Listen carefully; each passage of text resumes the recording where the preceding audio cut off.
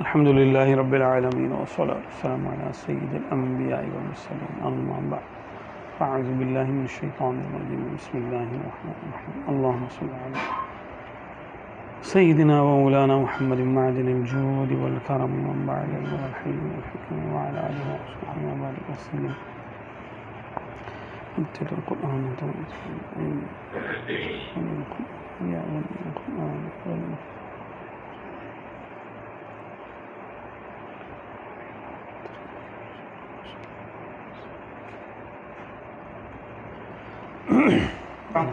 کیا سیدی کشود کیا ہے؟ کشود کیا چیز ہے؟ یہ تو بڑا دلچسپ سوال ہے اور بڑا معنی خیز سوال ہے. کشود کہتے ہیں کھل جانا کسی چیز کا، کشادہ ہو جانا. کشادہ ہوتا ہے نا، جیسے اب ایک چیز بند ہے، تالا بند ہے کسی چیز کا، تو اگر وہ کھل جائے اس کو کہتے ہیں کہ معاملہ کھل گیا، کشود ہو گیا. اہل تصوف کی اصطلاح میں کشود جو ہے وہ دل کی آنکھ کے کھلنے کو بولتے ہیں. سبحان اللہ. کہ جب انسان اپنے نفس کی قید سے آزاد ہو کر اس پہ پاؤں رکھ کے جب وہ آگے جاتا ہے، عالم ملکوت کھل جاتا ہے اس کے اوپر. تو ظاہر سی بات ہے روح کے معاملات میں کھلے گا، قلبی کی آنکھ، دل کی آنکھیں کھلیں گی اور روح اس کی بیدار ہو جائے گی. تو پھر اس کو وہ کچھ نظر آئے گا کہ جو عام آدمی نہیں دیکھتا، فراست اس میں پیدا ہو جائے گی. ٹھیک ہے نا؟ تو اس معاملے کو ہم کہتے ہیں کشود کار. اب یہ اتنا معاملہ تو سب ہم یعنی جو نا بیان کر سکتے ہیں، لیکن اس کے بعد کیا ہوتا ہے؟ ظاہر سی بات ہے کہ یہ کیفیات ہے اور جس پر وارد ہوتی ہیں اسی کے کام کی چیز ہے. باقیوں کو سننے سے کوئی فائدہ نہیں ہے. کہ جب کسی کا کشود کار ہوتا ہے تو اس کو پتہ چل جاتا ہے کہ میرے ساتھ کیا ہوا. اگر ہمارا معاملہ دنیاوی طور پہ ہم لے لیں، مثال کے طور پہ، ٹھیک ہے، کہ اگر ایک شخص ہے وہ قید ہے، جیل میں قید ہے اور وہ باہر کے خواب دیکھتا رہتا ہے، باہر کے لوگوں سے سنتا رہتا ہے. یا یوں آپ سمجھ لیں، جیل کو چھوڑیں، کوئی شخص ہے نہ کبھی مدینے گیا، نہ کبھی اس نے ویڈیو دیکھی، نہ کبھی اس تک کوئی تصویر آئی، بس لوگوں سے سنتا تھا کہ مدینہ شریف میں یہ ہے، سبز گنبد بھی ہے اور اس طرح کی مسجد ہے، اس طرح کی وہاں روڈ ہے اور اس طرح کے سارے معاملات ہے. کبھی خواب میں بھی اس نے مدینہ شریف کی زیارت نہ کی ہو، بالفرض ایسا ہوا بندہ ہو، نہ ویڈیو دیکھی ہو اور نہ کوئی تصویر دیکھی ہو، تو مدینہ شریف کے بارے میں اس کا تصور کیا ہوگا؟ بند ہوگا بالکل. اچانک اس کو آپ اٹھائیں، پاسپورٹ وغیرہ اس کو بنوائیں اور ڈائریکٹ فلائٹ سے اس کو لے چلے مدینہ شریف. مدینہ شریف میں بھی اس کو بولے کہ اب تو نے آنکھیں نہیں کھولنی، آنکھوں پہ اس کی باندھیں پٹی اور اس کو آپ ہاتھ سے پکڑ کے لے جائیں، سبز گنبد کے سامنے لے جا کے کھڑا کر دیں. بولے چل بھئی اب آنکھیں کھول دیں. اب وہ آنکھیں کھولے گا، یہ عاشق کی بات کر رہا ہوں میں، آنکھیں کھولے گا تو جو اس کی کیفیت ہوگی نا، ابھی اس کی ظاہری آنکھ کھلی ہے، اس نے وہ کچھ دیکھ لیا جو وہ پتہ نہیں کیا سوچتا تھا اس کے بارے میں، کیسا ہوگا، کیا ہوگا، دھڑکنوں تم ہی کہو وقت وہ کیسا ہوگا، سامنے آنکھوں کے جب گنبد خضرا ہوگا. یہ وہ ہے کہ جس نے کبھی نہ دیکھا ہو، ہم اس کی کیفیت کا اندازہ نہیں کر سکتے. تو یہ بھی اس کا ظاہری کشود کار ہے کہ اس کی آنکھیں کھولی تو اس نے مدینہ دیکھ لیا، جس کے خواب دیکھتا تھا اس کو دیکھ لیا. ٹھیک ہے؟ اسی طرح جو تجلیات جب سالک ذکر کرتا ہے، فکر کرتا ہے، مراقبہ کرتا ہے، تو اس کے بعد اس کو مشاہدے کا انتظار ہوتا ہے کہ میرا مشاہدہ کب شروع ہوگا. مراقبہ تو کر رہا ہوں، مشاہدہ نہیں ہو رہا، معائنہ نہیں ہو رہا، تجلیات ابھی نازل نہیں ہو رہی. اچانک کیا ہوا کہ اس پر عالم کھل جاتا ہے، مشاہدات شروع ہو جاتے ہیں اس کے. اس کو کہتے ہیں کشودکار. تو کشودکار ہونے سے یہ ہوتا ہے کہ اس کا قدم جو ہے پختہ ہو جاتا ہے اپنے طریقے پر، کہ ہاں بھائی اب میں نے دیکھ لیا، جو دیکھنا تھا وہ دیکھ لیا. ٹھیک ہے، یہ معاملہ. توجہ کی اقسام، توجہ کیا ہے اور ہاں، توجہ کیا ہوتی ہے؟ صوفیہ کی اصطلاح میں توجہ کی 3 قسمیں ہیں. یعنی جو پیر اپنے مریدوں پہ توجہ کرتا ہے. ہاں، ایک تو ہے جس کو کہتے ہیں توجہ اصلاحی، یعنی مرید کی اصلاح کی جائے اور اس کو گناہوں سے نکال کر نیکیوں پہ لایا جائے.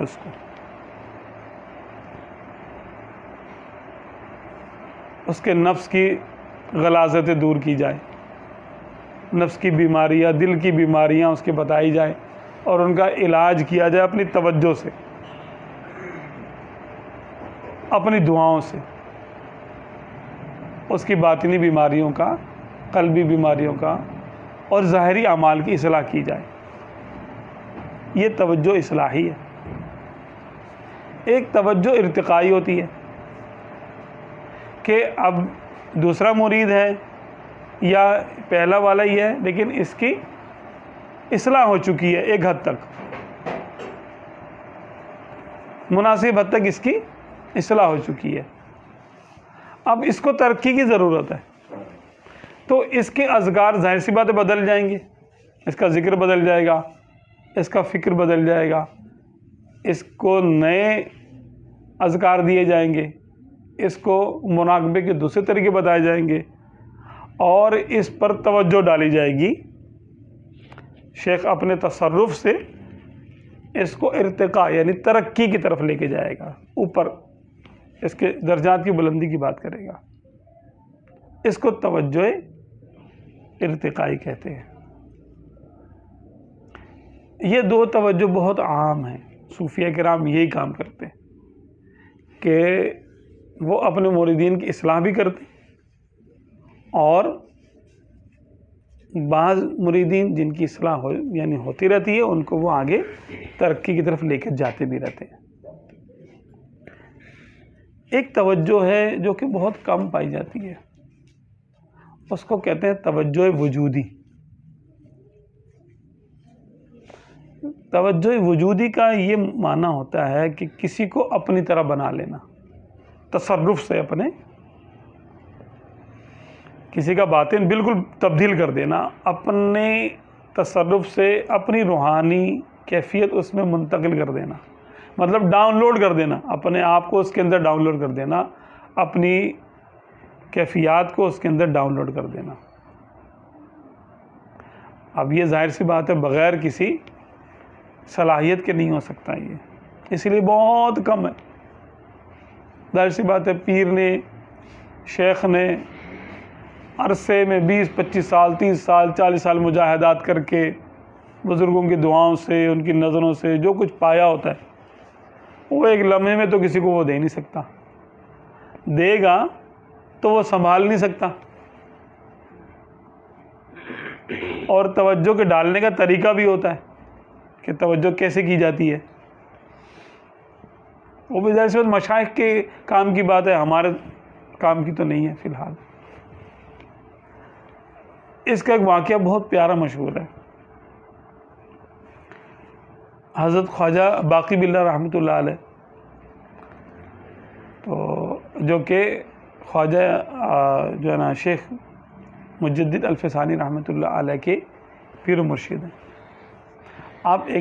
آپ اپنے یعنی حجرے میں جو نا بیٹھے ہوئے تھے، ساتھ میں جو ہے وہ نان بائی کی دکان تھی، وہ قیمہ اور نان بیچتا تھا.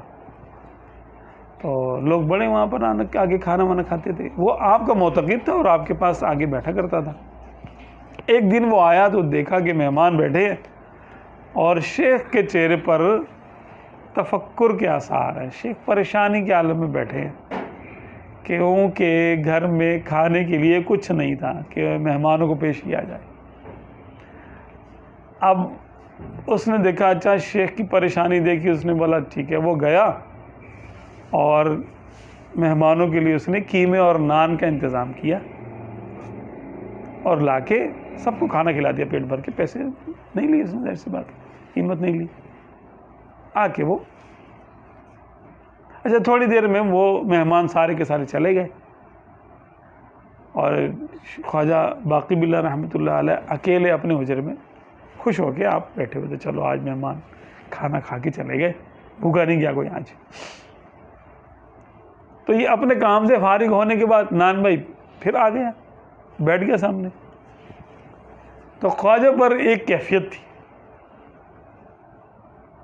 دل خوش کرنے والی بات ہے نا, بزرگوں کا دل خوش کرنا بہت بڑے سعادت مندی کی بات ہے, بہت سعادت مندی کی بات ہے. تو آپ نے جو ہے اس سے پوچھا کہ مانگ کیا مانگتا ہے, آج تو نے ہمارا دل خوش کیا. اس نے کہا کہ حضرت آپ کی دعائیں, اللہ کا دیا سب کچھ ہے میرے پاس, میں کیا مانگوں, آپ کی محبت ہے.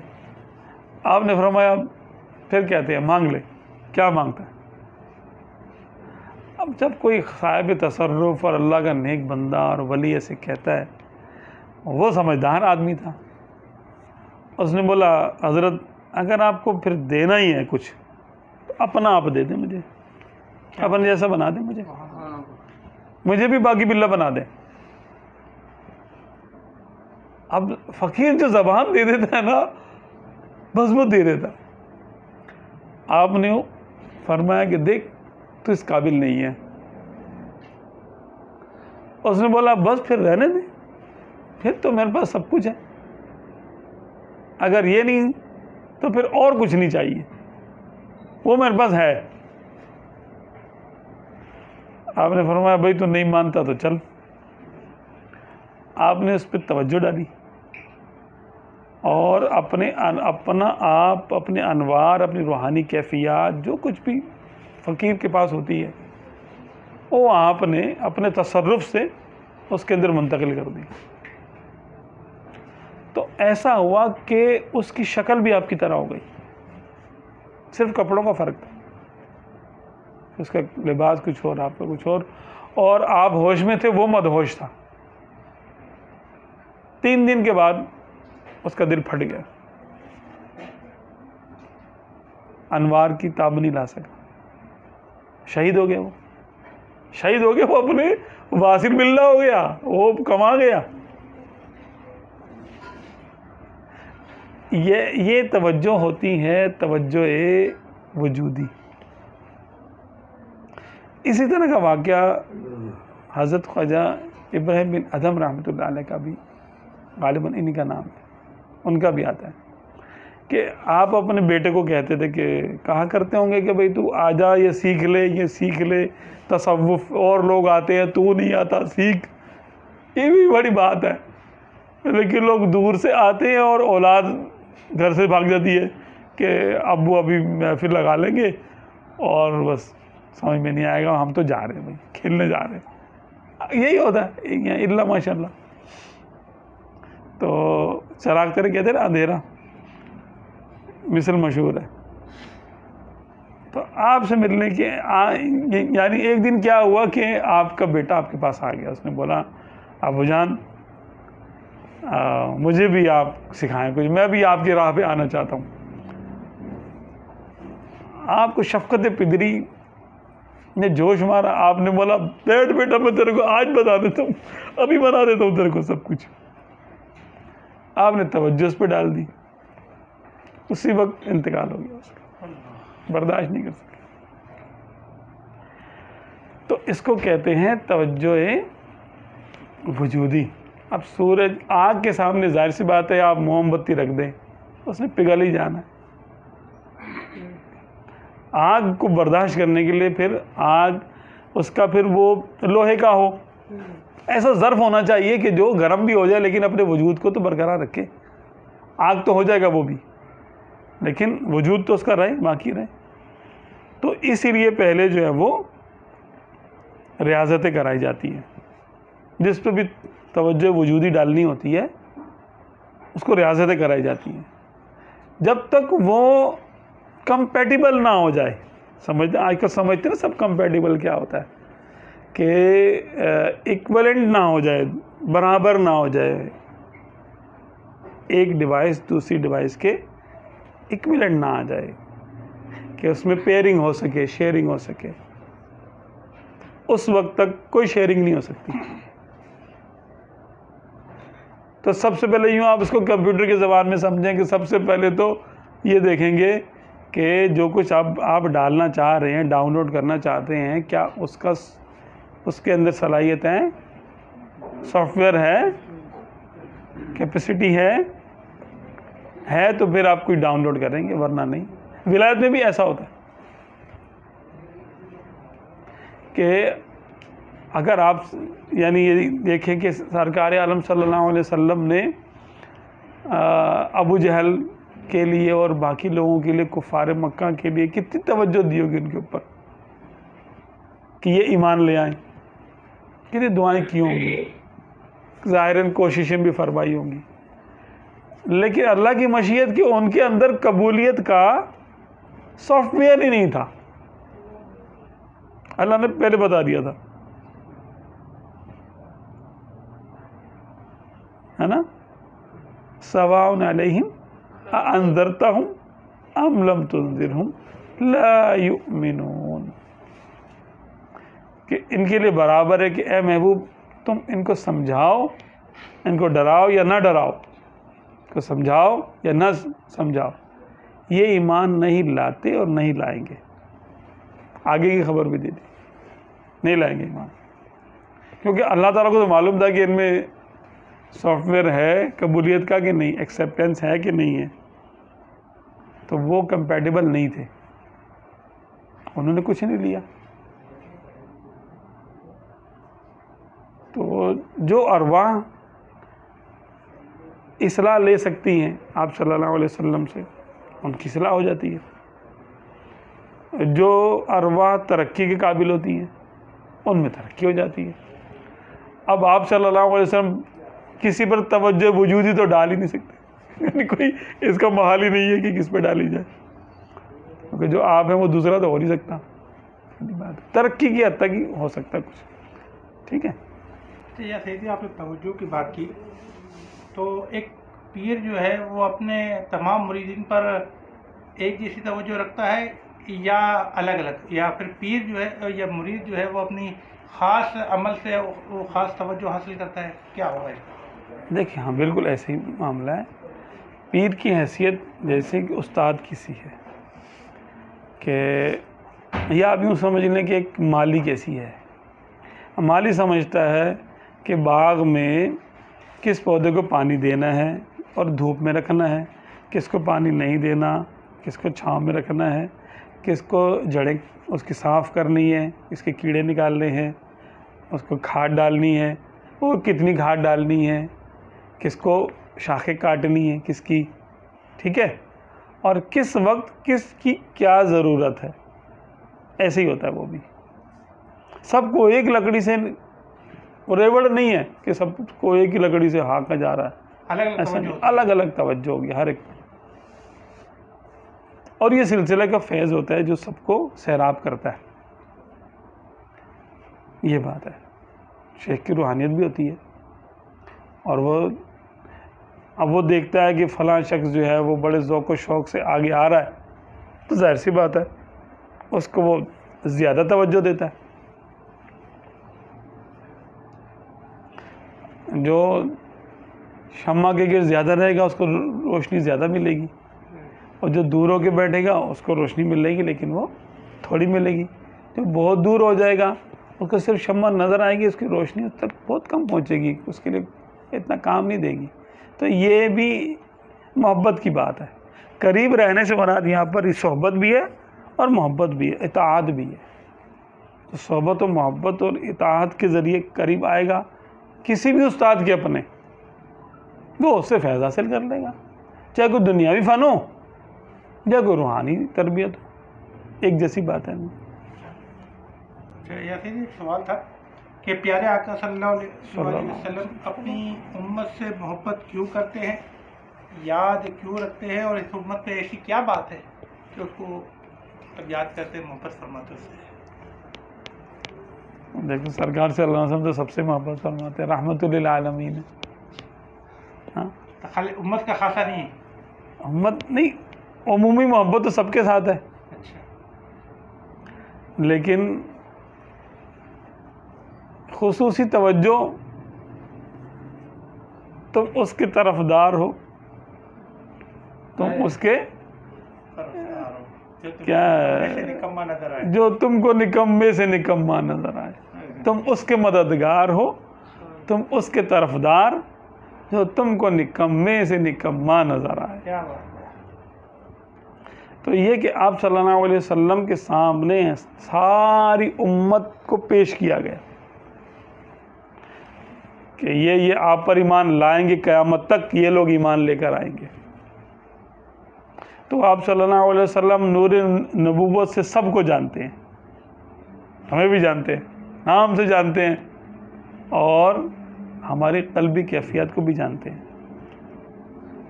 تو محبت کرنے والے سے محبت کرتے ہیں، غافلوں سے بھی کرتے ہیں. کہ محبت جو سرکار صلی اللہ علیہ وسلم کا نام لیوا ہوتا ہے، ظاہر سی بات ہے، فطری بات ہے، اس سے محبت ہے. اور یہ عالم ارواح کی بات ہے. یہ عالم ارواح میں جب یہ فیصلہ ہوا ہوگا کہ کون سی روح کس نبی کی امت بنے گی، تو مکاشفات میں یہ دیکھا گیا ہے بعض کہ انبیاء کرام کو اختیار دیا گیا کہ جو آپ کے قریب جمع ہو رہے ہیں، آپ کی روح کے قریب جو ارواح جمع ہو رہی ہیں، آپ ان کو اپنے قریب کر لیں، یہ آپ کی امت ہے. تو جو ہماری ارواح ہیں وہ آپ صلی اللہ علیہ وسلم کے گرد جمع ہو گئی. تو آپ صلی اللہ علیہ وسلم نے ہمیں اپنے حلقہ رحمت میں شامل فرما دی، جس کو اعلیٰ حضرت ایک اشارہ دیتے کہ تو نے ایمان دیا، تو نے جماعت میں لیا، تو کریم اب کوئی پھرتا ہے عطیہ تیرا. کہ یا رسول اللہ، آپ ہی نے تو ہمیں ایمان عطا فرمایا تھا، اور آپ ہی نے تو ہمیں اپنی جماعت میں شامل کیا تھا، اور آپ تو کریم ہیں. تو کریم جو ہوتا ہے وہ ہدیہ دے کے واپس نہیں مانگتا کہ میں تمہیں ہدیہ دیا تھا نا، چلو واپس کر دو، بہت ہو گیا. ایسا نہیں، دے دیا تو ہدیہ دے دیا، کریم نے تو دے دیا. تو آپ صلی اللہ علیہ وسلم نے ہمیں خود قبول فرمایا ہے. اور ہم ایک حدیث پاک اور بھی ہے مشکات شریف میں کہ جب اللہ تبارک و تعالی نے ارواح کو بنایا تو ارواح ایک دوسرے کے ساتھ چمٹی ہوئی تھی، ایک دوسرے کو جانتی پہچانتی تھی. تو جس روح نے جس روح کو جانا اور پہچانا اور اس سے انس حاصل کیا، وہ دنیا میں آنے کے بعد بھی اسی سے محبت کرے گی، اسی کی طرف رغبت کرے گی، چاہے ان دونوں کے درمیان میں کتنا ہی فاصلہ ہو. وقت کا فاصلہ بھی ہو سکتا ہے یہ کہ ہزاروں سال کا فاصلہ، اور جگہ کا فاصلہ بھی ہو سکتا ہے کہ لاکھوں کلومیٹر کا فاصلہ ہو، ہزاروں کلومیٹر کا فاصلہ ہو. وہ ارواح ایک دوسرے سے محبت کریں گی، ایک دوسرے سے مانوس ہوں گی. آپ کسی کا نام سنتے ہیں، سنتے کے ساتھ ہی آپ کو انس محسوس ہوتا ہے، یار وہ اچھا آدمی لگ رہا ہے. اس کا ذکر آپ کے سامنے 2-3 بار ہوگا، آپ اس کی طرف رغبت سے پیش آئیں گے، اور خواہ میں. اور کسی کا نام آپ کے سامنے آئے گا تو آپ توجہ بھی نہیں کریں گے، اور کسی کا نام آئے گا تو آپ کو الجھن ہونے لگے، یار ہٹاؤ، اگر اس کا نام نہیں لیا کرو میرے سامنے، خواہ میں. یہ وہی روحانی رشتہ. تو ہمیں آقا صلی اللہ علیہ وسلم سے روحانی محبت ہے، آج کی نہیں ہے، صدیوں پرانی بات ہے.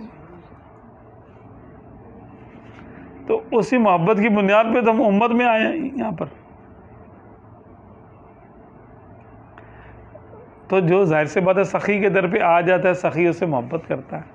اب ہم عالم ارواح میں سرکار کے در پہ آئے, اس نور کے گرد جمع ہوئی ارواح, تو آپ صلی اللہ علیہ وسلم نے ان کو دامن اقدس میں لے لیا. جو بہت قریب تھے وہ صحابی ہو گئے, اسی طرح تابعی, اور اسی طرح ہم تک سلسلہ آیا, آخری امت تک یہی معاملہ رہے گا. تو اس لیے آپ صلی اللہ علیہ وسلم ہم سے محبت فرماتے ہیں. اچھا, ہمدردی اس سے کرتے ہیں زیادہ جو زیادہ غافل ہوتا ہے, جو نکمے سے نکما ہوتا ہے, اس کی طرف زیادہ توجہ ہوتی ہے. جیسے کہ ڈاکٹر اور سرجن جو ہے وہ جو زیادہ زخمی ہوتا ہے حادثے میں, اس پہ زیادہ توجہ کرے گا.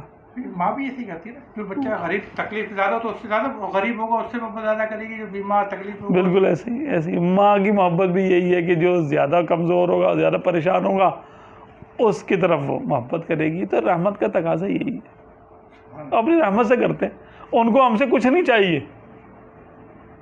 رہی بات درود شریف کی, تو اللہ تعالیٰ ہمارے کہنے سے کوئی تھوڑی درود شریف ان پہ بھیجتا ہے, رحمت بھیجتا ہے. وہ تو اللہ جانے کب سے رحمتیں کرتا ہے سرکار صلی اللہ علیہ وسلم پر, اور کب سے درود بھیجتا ہے. ہم نہیں تھے تب سے سلسلہ یہ, تو ہمارے کہنے سے وہ کوئی رحمت تھوڑی کرے گا.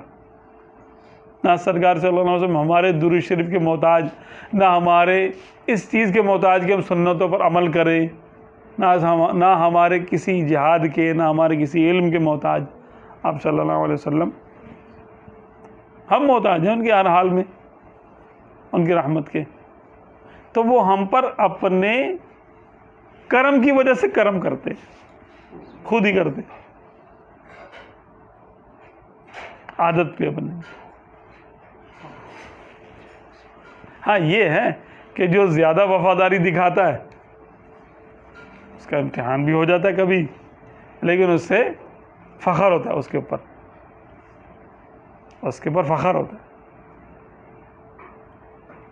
کہ بھئی یہ ذرا یہ میرا وفادار ہے, یہ میرا ہے, اتنی محنت کی, یہ میرے لیے مجھے خوش کرنے کے لیے اس نے یہ کام کیا. سبحان اللہ. تو پھر اس کے لحاظ سے سرکار کی بارگاہ میں درجے ہوتے ہیں. جیسے غازی ممتاز قادری نے یا خادم ہاں, جیسے صحابہ کرام نے کیا, اپنا تن من دھن وارا, تو جس نے جیسی وفاداری دکھائی اس نے ویسی عنایتیں پائی.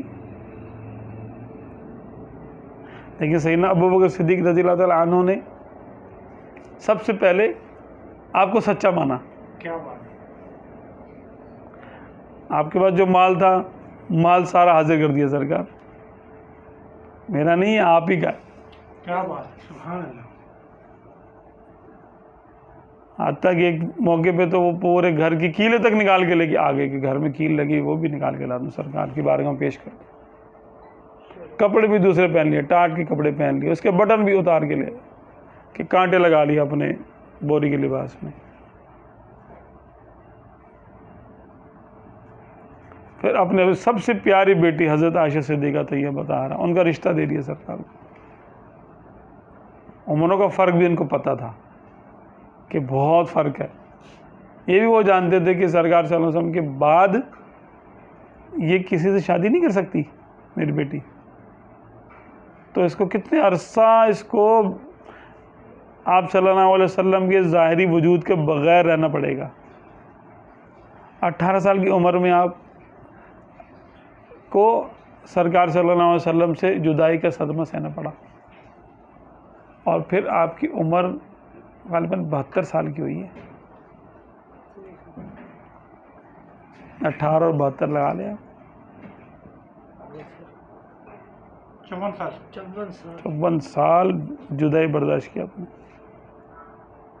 اور سیدنا ابوبکر صدیق رضی اللہ عنہ کو اندازہ نہیں ہوگا, لیکن انہوں نے اس لیے کہ آپ صلی اللہ علیہ وسلم کو آسانی ہوگی, امت کو ایک فقیہہ مل جائے گی, ایک عالمہ مل جائے گی, اور ان کا فیض آج تک جاری ہے. مال بھی دیا. صدیق بلکہ غار میں جان پہ دے چکے کہ بس زانوں نے ہلایا کہ سرکار صلی اللہ علیہ وسلم کہیں جاگ نہ جائیں. ابھی تھک کر آپ صلی اللہ علیہ وسلم لیٹے ہیں تو نیند پر آرام پر اپنی جان قربان کر دی. ہمیں کوئی چونٹی کاٹ لے تو ہم اچھل جاتے, اور زہر یعنی سانپ کا ڈنک برداشت کیا. تو جو جتنا قریب ہوگا, جتنی قربانی دے گا, جتنا اپنے آپ کو سرکار کی بارگاہ میں جس نے پیش کیا, اس کے درجے بھی پھر ویسے ہی ہیں. وہ اتنی محبت بھی لے گا وہ, ٹھیک ہے. ایسے ہی ہم میں سے ابھی کو آج اگر کوئی کرنا چاہے, محبت کرنا چاہے سرکار سے, تو کر لے. جتنا کرے گا اپنے ہم اثروں میں ممتاز ہو جائے گا, بلکہ ہو سکتا ہے بہت ساروں سے آگے چلا جائے. حدیث پاک میں ہے نا کہ جو تم میں سب سے زیادہ میرے قریب قیامت کے دن تم میں سب سے زیادہ وہ ہوگا جس نے مجھ پر سب سے زیادہ درود شریف پڑھا ہوگا. اب یہ تو سبھی کو حاصل ہے موقع, یہ تو کر سکتے ہیں نا. اب یہ سننے کے بعد بھی ہم نہیں پڑھتے, اتنا زیادہ کہاں پڑھتے ہیں, کہ ہمیں اتنا احساس ہی نہیں ہوتا. تو محبت تو آپ صلی اللہ علیہ وسلم سب سے کرتے ہیں. ابتدائی بنیادی محبت جو ہے وہ ہر ایک سے کرتے ہیں, اللہ کی مخلوق ہونے کے لحاظ سے رحمت للعالمین جو ہے. پھر امتی ہونے کے لحاظ سے دوسری محبت ہے, اور پھر وفادار امتی ہونے کے لحاظ سے ایک تیسرا درجہ ہے, اور پھر جو فداکار ہیں ان کی اپنی بات, ان کے درجے اپنے.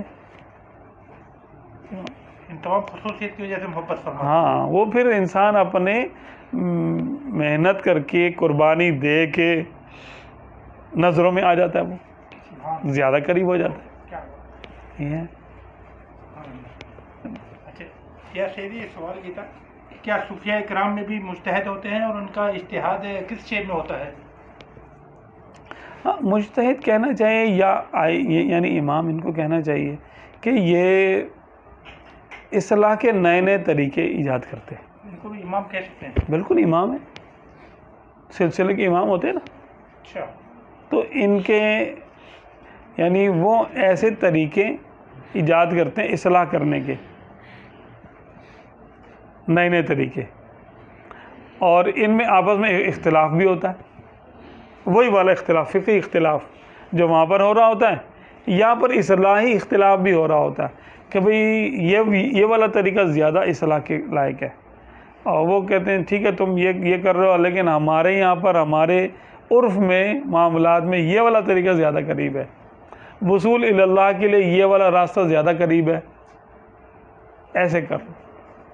کوئی کہتا نہیں عبادت اور ریاضت کرے, کوئی کہتا وہ تو ٹھیک ہے لیکن ندامت کو زیادہ فوقیت حاصل ہے, کوئی کہتا نہیں شکر کو زیادہ آپ توجہ کریں, اس پہ شکر زیادہ کروائیں اپنے مریدوں سے, ٹھیک ہے.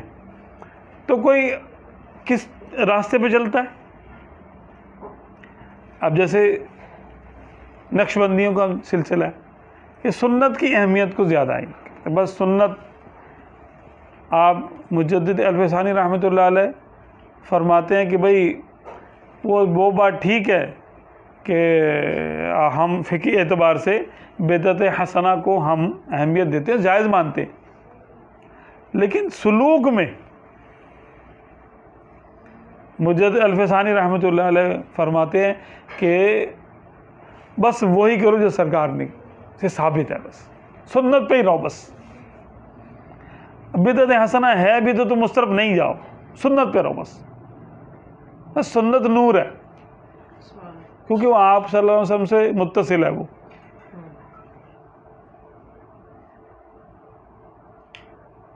بس ان کا طریقہ سنت کا طریقہ ہے. اب باقیوں کا طریقہ ریاضتوں کا ہے, مجاہدات کا ہے, اور غاروں میں جانے کا ہے. نقش بندیوں میں یہ نہیں ہے نا, بس سب کچھ کرو سنت کے مطابق کرو, بس ذکر و اذکار کرو فارغ اوقات میں, کیونکہ حکم بھی یہی ہے کہ اپنے رب کو پکارو, دھیمی آواز میں یا اونچی آواز سے، ایسی بھی ہے. تو کوئی ذکر جہری کرتا ہے، کوئی ذکر سری کو فوقیت دیتا ہے. ٹھیک ہے، یہی معاملات ہیں. اس کو آپ اجتہاد کہہ لیں، اس کو ان کا طریقہ کار کہہ لیں، یا ان کا انفرادی ایک عمل کہہ لیں، جیسے دل چاہے کہہ لیں. اچھا یا سیدھی، کیا توکل کا مطلب یہ ہے کہ اللہ کی بارگاہ میں دعا کرنے کے بعد مزید کوئی کام نہ کرے، کوشش نہ کرے؟ ہاں، توکل کے درجات ہیں. عام آدمی کا توکل کچھ اور ہے، خواص کا توکل کچھ اور ہے. خواص میں بھی درجے. عوام کا توکل یہ ہے کہ پہلے اونٹ کا گھٹنا باندھو، پھر توکل کرو. پہلے اپنا معاملہ کر لو، اپنے بس میں جو تمہارے ہے وہ کر لو، پھر اللہ پہ بھروسہ کرو، عمل کر لو، نتیجہ اللہ پہ چھوڑو کہ وہ اللہ تعالیٰ بہتر کرے گا. اور یہی طریقہ سب سے آسان توکل ہے، اور عرف عام اسی پہ جاری ہے. وہ توکل کے جو اس سے بھی نچلے درجے کا ہے، اور وہ توکل نہیں ہے، سستی ہے. وہ یہ ہے کہ بھئی یا اللہ میں نے دعا کر لی، بس اب تو دیکھ لے، ٹھیک کر دے، اس کو خود ہی کر لے، اور خود کچھ نہ کیا. عوامی سستی کی وجہ سے یہ پھر توکل ہے ہی نہیں سرے سے، کیونکہ حدیث پاک کے خلاف ہے یہ. لیکن اہل اللہ کا جو خواص کا طریقہ ہے وہ یہی ہے، لیکن وہ دیکھنے میں ویسا ہی ہے جیسے سستوں کا طریقہ ہوتا ہے، لیکن وہ تو بغیر کسی تربیت کے کر رہے ہوتے ہیں نا، ایسے کہ بس اللہ پہ بھروسہ کر لیا اور کچھ بھی نہیں کر رہے، اور بیٹھے میں بس ہاتھ پاؤں چھوڑ کے، بغیر کسی تربیت کے وہ ایسا کر رہے ہوتے ہیں، بغیر کسی کی اجازت کے کر رہے ہوتے ہیں ایسا. ان کے لیے ایسا توکل کرنے کی اجازت نہیں ہے. ہاں، بعض بزرگوں کو کبھی کبھار حکم ہوتا ہے کہ تم نے کسب نہیں کرنا، کمانا نہیں ہے، مانگنا نہیں ہے، اللہ کے بھروسے پہ بیٹھو، ذکر و اذکار کرو، اللہ تم کو دے گا، روزی دے گا. پتھر کے نیچے کیڑا ہوتا ہے، اس کو بھی دیتا ہے، تو تم کو کیوں نہیں دے گا؟ دو پہاڑوں کے درمیان میں مخلوق ہوتی ہے، ان کو دیتا ہے، تم کو کیوں نہیں دے گا؟ سمندری مخلوق کو دیتا ہے، تم کو کیوں نہیں دے گا؟ پرندوں کو دیتا ہے، تم کو کیوں نہیں دے گا؟ ٹھیک ہے. تو وہ کیا ہوتا ہے کہ اللہ تبارک و تعالیٰ کے رازق و رزاق ہونے کی صفت کی سیر کرائی جاتی ہے. اپنے اسباب، اپنے اعمال موقوف کرا کر بس بیٹھ جاؤ، اللہ تعالیٰ دے گا. اب یہ مرحلہ بڑا کٹھن ہے. کب تک بیٹھے گا بھوکا بد؟ ایک دن، 2 دن، جتنا اس کا نفس برداشت کر لیتا ہے اتنا فاقہ آنے دیتے ہیں اس کے اوپر، اتنی پیاس، بھوک، یہ وہ بیماری سب آتی ہے اس کے اوپر. پھر جب وہ آخری دموں پہ ہوتا ہے اپنے، اور اپنے ایمان کی بالکل آخری اس پہ پہنچ جاتا ہے، لمٹ پہ، تو اس کے لیے اسباب کر دیے جاتے ہیں. اس کو بھروسہ ہو جاتا ہے، ہاں اللہ تعالیٰ نے مجھے چھوڑا نہیں، اسباب میرے لیے خود ہی کر دیے اس نے، میں نے تو نہیں کیا، اس نے کر دیے. اس سے اس کا یقین مضبوط ہوتا ہے. پھر اس کا عبادت میں دل لگتا ہے اس کا کہ بھائی اللہ تعالیٰ کر دے گا تو مجھے کیا ضرورت ہے پھر اس کے لیے پریشان ہونے کی. یہ خواص کا توکل ہے. عوام کا توکل یہ نہیں ہے، نہ اجازت ہے اس طرح کے توکل کرنے کی کسی کو، کہ جب تک کسی تربیت کا بہت سارے مراحل ہے وہ پورے ہو جاتے ہیں، اس کے بعد اس کی سیر کرائی جاتی ہے توکل کی، جو کہ عوام کے لیے نہیں ہے، عامت المسلمین کے لیے یہی ہے۔ پہلے اسباب مہیا کریں، پہلے سارے معاملات اپنی ذمہ داری پوری کریں، اس کے بعد اللہ تعالیٰ سے دعا کریں، یا پہلے دعا کر لیں اس کے بعد اسباب کریں، کوشش اپنی پوری کریں، پوری کوشش کرنے کے بعد جو نتیجہ ہو اس پہ راضی ہو جائیں اللہ سے۔ یہ بہت ہے ان کے لیے، ان کے لیے یہ بہت ہے بس۔ یہ ظاہری حکم کے ساتھ ہی ہوگا اگر اس کو لگ رہا ہے کہ مجھے پر کیفیات ایسی آ رہی ہیں لیکن ظاہری شیخ نے حکم نہیں دیا، اب وہ رجوع کرے گا شیخ سے اس معاملے میں؟ شیخ سے رجوع کرے گا، یہ حکم کے بغیر نہ کرے ایسے کہ جب تک حکم نہیں ہے تو کچھ نہ کرے، ایسے عام لوگوں کی طرح رہیں، ورنہ خود کو تکلیف میں ڈالنے والی بات ہے نا یہ تو۔ سیدی کیا مرید اپنے شیخ سے دنیاوی دشواریاں بیان کر سکتا ہے اور ان سے مدد طلب کر سکتا ہے دعا وغیرہ کے حوالے سے؟ ہاں نہیں، یہ تو کر ہی سکتا ہے، وہ کسی بھی نیک آدمی سے یا کسی عام آدمی سے، کسی بچے سے، کوئی چھوٹا بچہ ہو نابالغ ہو، اس کے لیے بھی، اس کو بھی آپ دعا کے لیے کہہ سکتے ہیں بیٹا میرے لیے دعا کرنا۔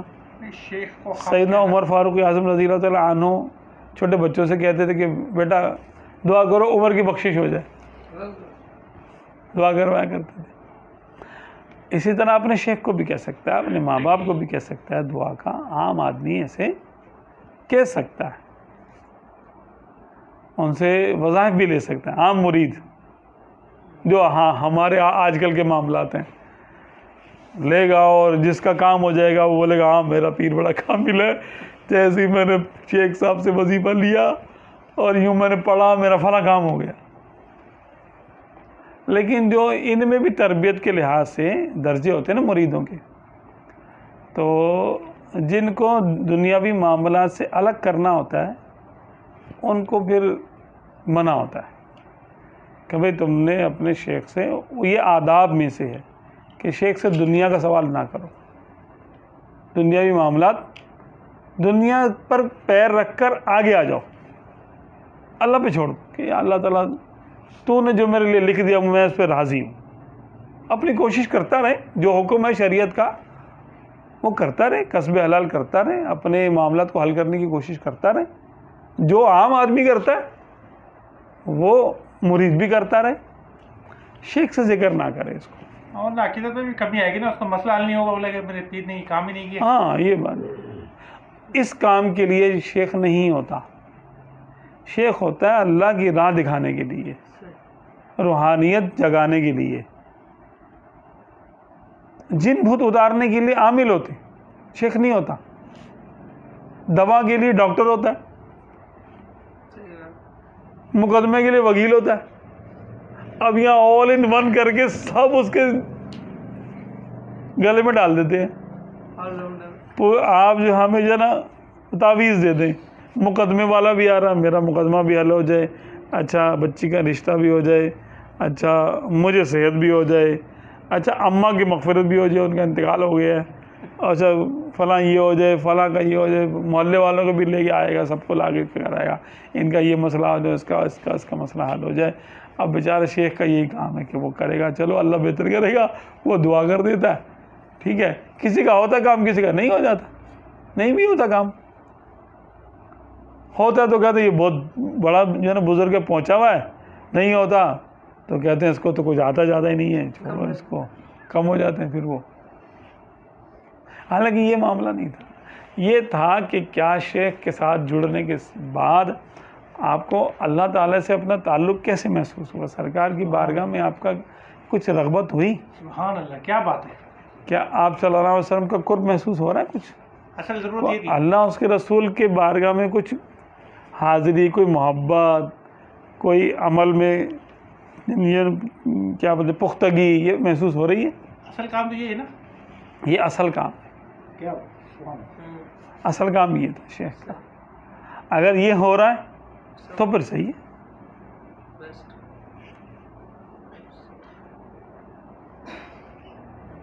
ایک مرید اپنے شیخ کے لیے کیا اعتقاد رکھے گا؟ مطلب کیا ہے یہ ہاں پیر؟ ایک درجات کے لحاظ سے، جی ہاں تو بھائی دیکھیں درجات کے لحاظ سے مرید کو پیر کے درجات کو ناپنا نہیں چاہیے. مرید پیر کے درجات کیسے ناپ سکتا ہے؟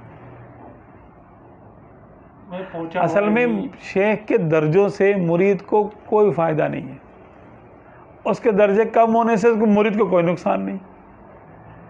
اچھا نہیں نہیں نہیں کوئی نقصان بھی نہیں اس کو. اگر اس کا پیر جو ہے وہ پیر کامل ہے، کم درجے کا ولی ہے، سمجھ لیں سی گریڈ ہے یا ڈی گریڈ ہے، ایسے آپ سمجھ لیں، حقیقت میں کم درجے کا ولی ہے وہ، لیکن ہے تو کامل نا بھائی، پاس تو ہے نا، ڈگری تو اس کے بعد ہے نا، اتھینٹسٹی ہے اس کی، اتھارٹی ہے اس کے پاس کہ وہ مرید کر سکتا ہے. بس اس کی نسبت کافی ہے. اس کی نسبت سے آپ کہیں پر بھی جا سکتے ہیں، کسی بھی مقام پہ آپ جا سکتے ہیں اس کی دعا سے. اس کو یوں آپ سمجھ لیں، چھوٹی سی مثال کہ آپ کے جو پرائمری ٹیچر تھے وہ کیا انٹر پاس ہوں گے مشکل سے، میٹرک ہوگا، پھر ٹی سی ہے، پتہ نہیں کیا ٹی ٹی سی انہوں نے کیا ہوگا، بس یہی ہوگی نہیں تعلیم. ٹھیک ہے، تو آپ نے ان کے پاس جو ہے نا پرائمری کی تعلیم حاصل کر لی. اب آپ آگے سیکنڈری میں آپ آئے تو اب آپ کے جو ٹیچر تھے وہ بڑھ گئے، اس کے لیے پھر ذرا زیادہ چاہیے کہ بھئی زیادہ تعلیم یافتہ ہوں. ٹھیک ہے، ماسٹرز ہوں یا بی ایڈ ہوں، ہے نا، ایسے کچھ ہو. اس کے بعد آپ آگے کالج میں، اب وہاں پر کالج میں یا تو پی ایچ ڈی ہو یا پھر اس کے قریب ماسٹر بھی ویسے چلتے ہیں، ماسٹرز کیا ہوا ہو تو جس مضمون میں وہ ماسٹرز کیا ہوا ہوگا اس کا وہ ٹیچر لگ سکتا ہے، لیکچرر کے طور پہ وہ آ سکتا ہے. اگر پی ایچ ڈی ہو تو بہت اچھا ہے، تو وہ تو پھر ایچ او ڈی ہو جائے گا، ہیڈ آف ڈپارٹمنٹ ہو جائے گا. ٹھیک ہے، لیکن یہ کیا آپ سیکنڈری میں پرائمری کے بغیر آ سکتے ہیں؟ آپ کو بوسٹ کہاں سے ملا؟ ابتدا کیا ہے آپ کی؟ پرائمری. آپ کے تعلیم کا جو ذمہ دار تھا وہ پرائمری ٹیچر تھا آپ کا. اس نے آپ کو الف ب ت سے لکھنا پڑھنا سکھایا، لکھنا سکھایا، کتابیں اس نے جو ڈکٹیشن کرائی، املا کرائی، آپ کو تیار کیا، اور اس کے سائن سے آپ آگے گئے. پھر ایک کے بعد آپ کے جو ہے نا ٹیچرز جو ہے نا وہ چینج ہوتے رہے. تو جو تعلیم جب آپ کی مکمل ہو جاتی ہے پرائمری کے بعد، آپ کو ٹیچر خود کہتا ہے کہ بھئی آگے پڑھنا ہے. آپ نے بولا جی سر آگے پڑھنا ہے، ٹھیک ہے، پھر تم دوسرے اسکول میں چلے جاؤ، سیکنڈری اسکول میں چلے جاؤ. تو یہ پرائمری اسکول تھا. سر آپ نہیں پڑھا رہے، سر او بھائی تم جاؤ بیٹا، وہ تو ماں جاؤ. شیوخ کا بھی ایسے ہی معاملہ ہوتا ہے. اس کو آگے بڑھا رہا ہوں. ہاں، جو شیخ ایک درجے کی تعلیم دے دیتے ہیں اور ان کو ہوتا ہے کہ بھئی نہیں میں اب آگے کے نہیں دے سکتا، تو وہ کہتے ہیں ٹھیک ہے تم وہاں چلے جاؤ، وہاں جا کے تعلیم حاصل کر لو، باقی تعلیم وہاں سے حاصل کر لو. اچھا، یہ پہلے زمانے میں ہوتا تھا، اب نہیں ہوتا؟ اصل طریقہ تو یہی ہے، جب بھی ہو نہ بھی ہو تب بھی طریقہ تو چینج نہیں ہوتا. کتابوں میں اس طرح پڑھتے ہیں کہ مختلف شیوخ کے پاس لوگ ہمارے بزرگان جایا کرتے تھے. جی تو اب ایسا ویسے وہ خود بھیج دیتے تھے شیوخ کہ بھئی تمہاری تعلیم، تمہارا حصہ ہمارے پاس اتنا ہی تھا، ہم نے تمہیں دے دیا، اب تم آگے جاؤ. تو بتائیے کہ اس شیخ کے کم درجہ ہونے نے اس کو کیا نقصان پہنچایا؟ سچا شیخ تھا نا، اس نے آگے بھیج دیا کہ میرا مال تھوڑی میں اپنی جیب میں رکھ لوں اس کو. بھائی مرید ہے وہ اللہ کے ارادے سے آیا ہے، یہ میری پراپرٹی تھوڑی ہے کوئی. یہ اللہ کی امانت ہے کہ میں اس کو اللہ اس کے رسول تک پہنچاؤں. مرید امانت ہوتا ہے حقیقت میں. یہ مرید امانت ہوتا ہے کہ اللہ اس کے رسول کے نام پر یہ ہمارے پاس آیا ہے، تو ہم اس کو اپنے لیے ذاتیات میں استعمال کرنا شروع کر دیں تو پھر ہم ظلم کر رہے ہیں اس کے اوپر. ہم اس کو اپنی ذات کے لیے نہیں استعمال کر سکتے، نہیں کہہ سکتے. ایسا ہوتا بہت ہے، استعمال کیا جاتا ہے، اپنی تک محدود رکھتے ہیں. اللہ ماشاء اللہ ہم کیا کہہ سکتے ہیں، جو ہے سب کے سامنے ہی ہے، کیا کہہ سکتے ہیں. اور یہ یعنی آف دا ریکارڈ تو ہے نہیں، آن دا ریکارڈ باتیں ہے. تو یہ اچھا، اس کو اپنا خادم بنا کے رکھتے ہیں. میں نے دیکھا کئی سالوں سے وہ اس کی خدمت ہی لگا رہتا ہے، خادم بنا ہوا ہوتا ہے. ارے ایسے ہیں کہ وہ انہوں نے 10 مرید بنائے ہوئے ہیں، ہاں. کہہ رہے بس میں 10 مرید کافی ہیں. کیوں؟ اب یہ جعلی پیر کی بتا رہا ہوں میں.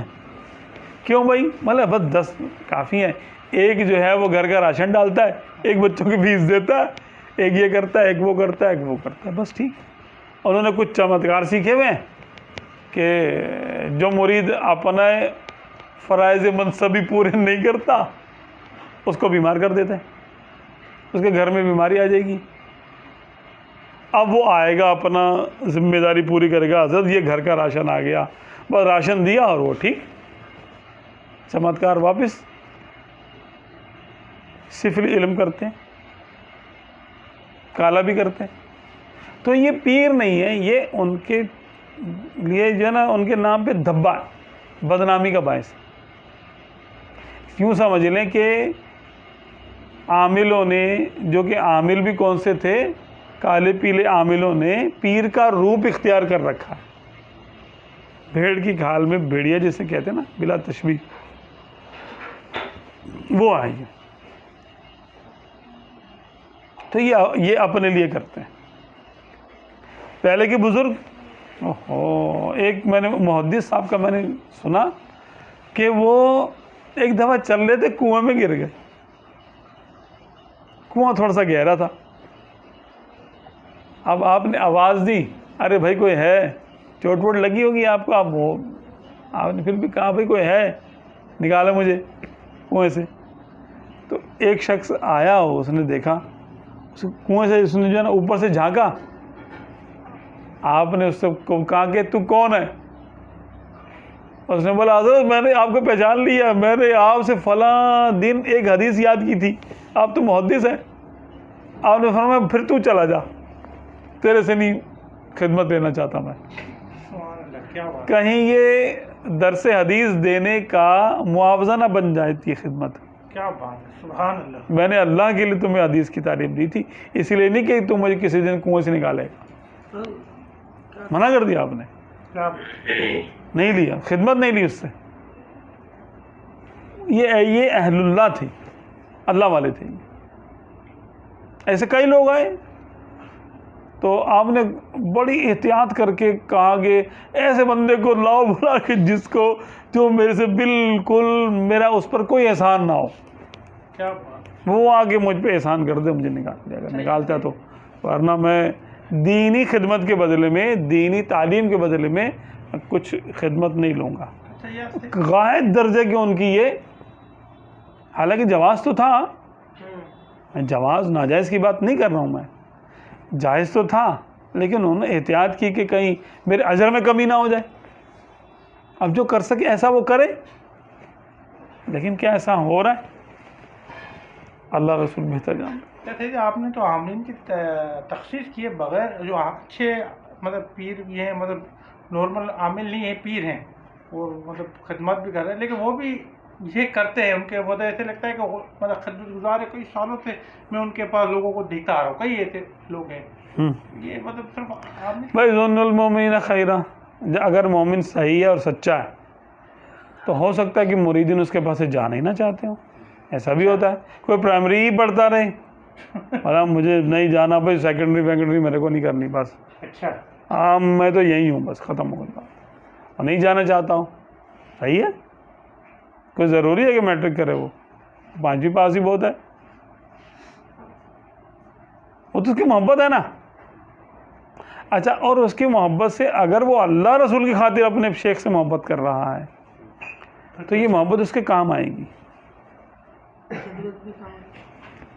پھر وہ چاہے تعلیم حاصل کرے یا نہ کرے آگے جا کر، تو شیخ اس کے لیے دعا تو کریں گے نا کہ یا اللہ یہ میری محبت میں یہاں رکا ہوا ہے، اس کو تو آگے پہنچا. تو یہ بات بھی ہے کہ اس کی خدمت قبول ہو جائے، اس کی محبت قبول ہو جائے، تو وہ کہیں جانے آنے کی حاجت ہی نہ رہے، ان کی دعا سے اس کا معاملہ حل ہو جائے، کہیں سے کہیں پہنچ جائے وہ. ایسا بھی تو ہو سکتا ہے نا، یہ بھی ہوتا ہے. ایک سوال ہے، تھوڑا سا بڑا سوال ہے کہ ایک مرید شیخ کے لیے کیسے دعا کرے، مطلب کیا دعا کرے؟ پھر یہ کچھ لوگ کہتے ہیں کہ یہ دعا کرنا درست نہیں ہے کہ اللہ میرے شیخ کے درجات بلند فرمائے. اس سے منع کرنے کی وجہ بتائی گئی ہے کہ اس کا مفہوم یہ ہے کہ وہ یہ سمجھتا ہے کہ میرے شیخ کے درجات بلند نہیں ہیں، تو یہ بھی بے ادبی ہے، تو یہ نہیں کرنی چاہیے. مزید یہ ہے کہ کیا اپنے شیخ کے لیے دعائیں مغفرت کر سکتے ہیں، تو کیا یہ بھی بے ادبی نہیں ہے کہ اس کو مطلب وہ اپنے شیخ کو اچھا نہیں سمجھتا، اس کے لیے دعائیں مغفرت کرے گا کیا؟ سوال یہ ہوا شارٹ کٹ میں کہ کیا اپنے شیخ کے لیے مغفرت کی دعا کی جا سکتی ہے، درجات بلند کرنے کی دعا کی اور کیا درجات کی بلندی کی دعا کی جا سکتی ہے؟ تو بالکل دونوں دعائیں ہو سکتی ہیں. دیکھیں آپ صلی اللہ علیہ وسلم کا معاملہ کیا، ان سے بڑھ کے درجہ کسی کا ہے؟ نہیں ہے نا.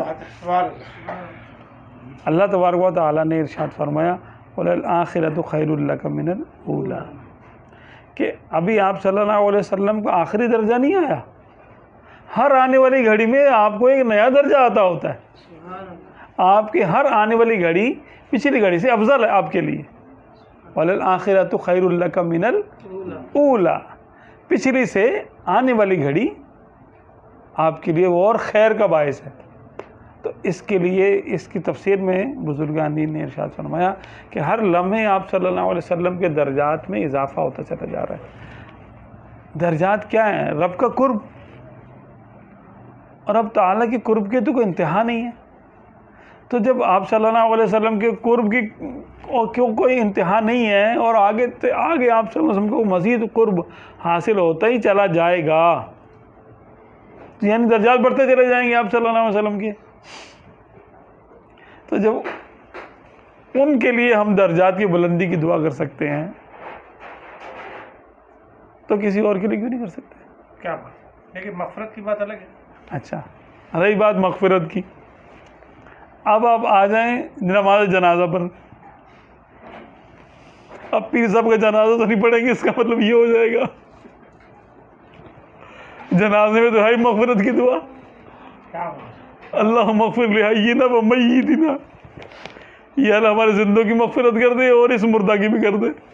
خاص طور پہ تو وہی مراد ہے نا یہاں پر. ویسے جتنے مردے ہیں وہ سارے، اور اس میں سب لوگ آ گئے، پیر فقیر ولی بڑے بڑے بزرگ سب آ گئے. اصل میں مغفرت کی بہت ساری قسمیں. مغفرت گناہوں کی بھی ہوتی ہے، ٹھیک ہے.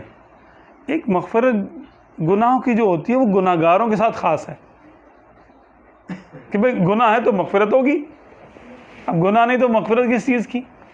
یہ والی مغفرت تو نہیں، لیکن ایک اور مغفرت کی ایک اور قسم بھی ہے، وہ یہ ہے کہ شکر کی کمی.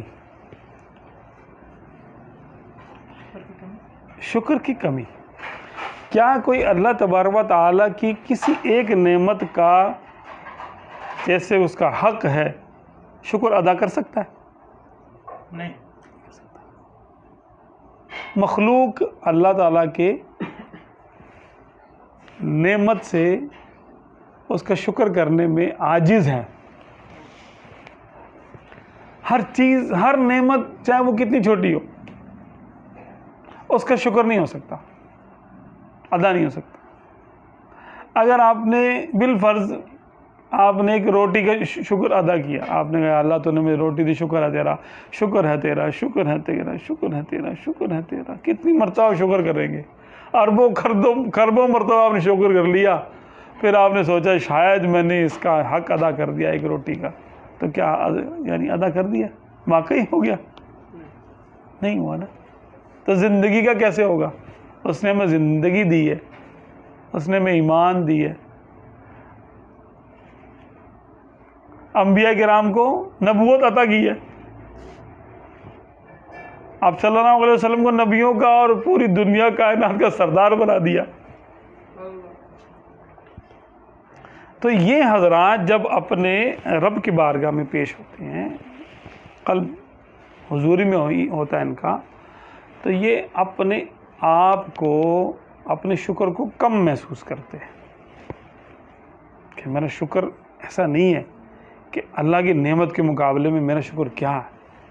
تو آپ صلی اللہ علیہ وسلم فرماتے ہیں کہ لوگوں اللہ سے مغفرت مانگا کرو، میں خود اپنے رب سے دن میں 100 مرتبہ استغفار کرتا ہوں۔ تو بھائی وہ گناہوں سے استغفار نہیں تھا، آپ صلی اللہ علیہ وسلم جو اپنے آپ کو، اپنے شکر کو اپنے خیال میں کم خیال کرتے تھے، اس خیال کے لحاظ سے استغفار ہوتا تھا۔ کیوں کہ آپ صلی اللہ علیہ وسلم ایک مرتبہ، بعض مرتبہ آپ جیسے رات کو کھڑے ہوتے تھے تو مبارک پاؤں سوج جایا کرتے تھے۔ تو ابھی بھی عائشہ صدیقہ طیبہ طاہرہ رضی اللہ عنہ سے مروی ہے کہ فرماتی میں نے پوچھا اتتکلف ھذا یا رسول اللہ، یا رسول اللہ کیا آپ کو اس چیز کا حکم دیا گیا ہے کہ آپ رات رات بھر کھڑے ہوں اور آپ کے پاؤں مبارک سوج جائیں؟ اور بعض اوقات ان سے خون مبارک بھی رسنا شروع ہو جاتا تھا۔ کیا کیفیت ہوتی ہوگی؟ تو آپ صلی اللہ علیہ وسلم نے فرمایا کہ افلا اکون عبدا شکورا، کیا میں اس کا شکر گزار بندہ نہ بنوں؟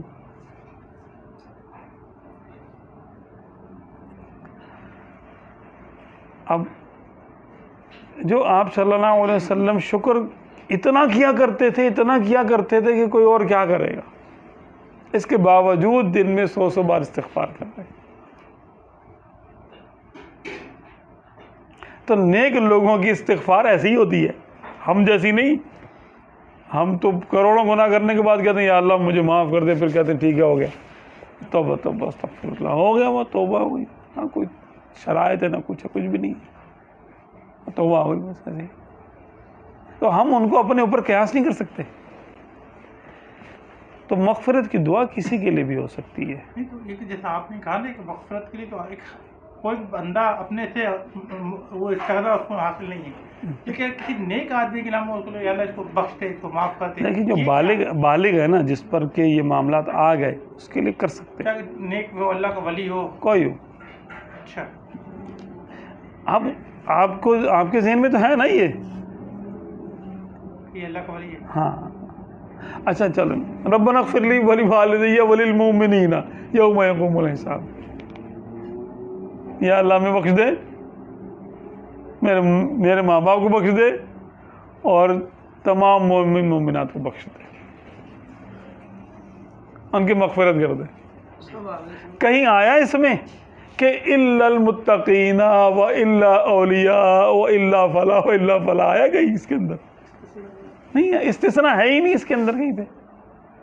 یہ اپنے طور پہ ہم نے استثناء بنائے ہوئے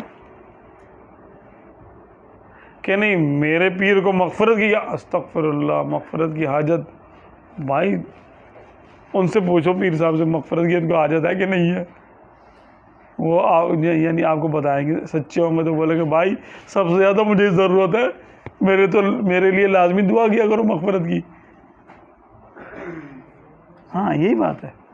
یا پھر یہ نہیں کر لے کہ اس سے مغفرت کر رہا ہو، اس کے درجے بڑھنے کی دعا یا خاص مغفرت، جو بھی بشری تقاضے ہیں نا، اب معصوم سمجھنا، دیکھیں انبیاء کرام معصوم ہیں، ان کے لیے مغفرت کی دعا ہم نہیں کر سکتے۔ کیوں؟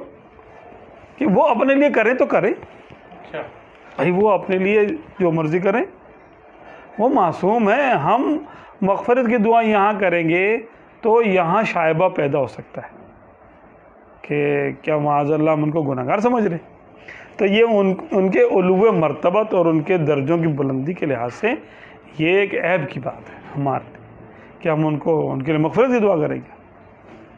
نہیں، ان کے لیے درجات کی بلندی، ان کے رحمت اور برکت اور اس طرح دعا، یعنی درود و سلام بھیجیں گے ان کے لیے، مغفرت کی دعا نہیں ہے۔ ہاں جو ان کے بعد کے ہیں انبیاء کرام سے نیچے کے درجے ہیں، اب وہ والے کوئی بھی ہو، کیونکہ معصوم نہیں ہے، محفوظ ہیں، تو محفوظ ہونے میں یہ کوئی شرط نہیں ہے کہ کبھی ان سے گناہ ہوا ہی نہیں ہوگا۔ ہم کسی پہ بدگمانی نہیں کر سکتے کہ اس نے ضرور گناہ کیا ہوگا، نہیں، ہم تو ایک اجمالاً بندہ بشر ہونے کے لحاظ سے کہہ سکتے ہیں، اس کو مغفرت کی دعا کر سکتے ہیں۔ اس میں ہمارے پیر صاحب بھی آ سکتے ہیں، کوئی بھی آ سکتا ہے اس میں۔ ہاں، یہ کوئی بدگمانی کی بات نہیں ہے۔ ہم یہ نہیں کہہ رہے یا اللہ فلاں گناہ بخش دے، اس نے کیا ہوگا، ارے ہوگا سے ہم تھوڑی اس کی طرف گناہ کی نسبت کر سکتے ہیں۔ گناہ کی نسبت کے لیے قطعی ثبوت چاہیے